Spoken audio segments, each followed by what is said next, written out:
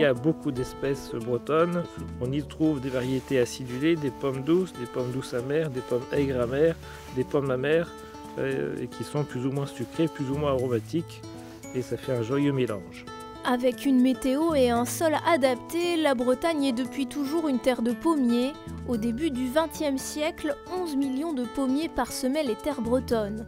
Aujourd'hui, 60 000 tonnes de pommes à cidre sont produites chaque année dans la région.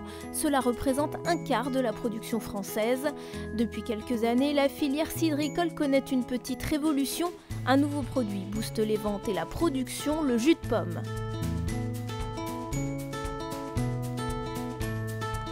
Producteur de pommes depuis 25 ans, Jacques cultive des pommes à jus depuis 5 ans.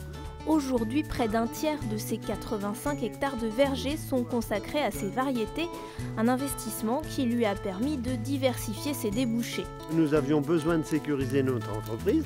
Ce sont deux marchés distincts et c'est pour répondre au goût des consommateurs. Le goût des consommateurs arrive vers le jus de pomme à la place de certains autres jus. Et ça correspond tout à fait bien à l'évolution pour faire vivre nos campagnes notamment et les productions locales. À la Maison du Cidre au Hézeau ou à la cidrerie Le Petit Fossé à Merdrignac, le jus de pomme a le vent en poupe.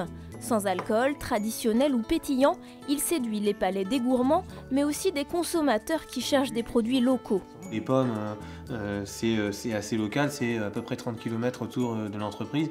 Donc on reste sur un produit local et les gens recherchent plus ce genre de choses aujourd'hui, surtout en bio où là c'est encore plus important que le produit soit vraiment fait, élaboré de façon naturelle et locale, avec des produits locaux. Cidrier depuis 3 générations, Didier Nicole produit de plus en plus de jus de pomme. L'artisan propose désormais ses jus sous différents formats.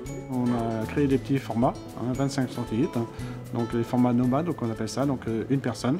Et c'est vrai que les papis, les mamies nous en achètent régulièrement parce que quand ils reçoivent leurs petits-enfants, donc c'est l'occasion de les sortir. Mais les cidriers bretons ne s'arrêtent pas là.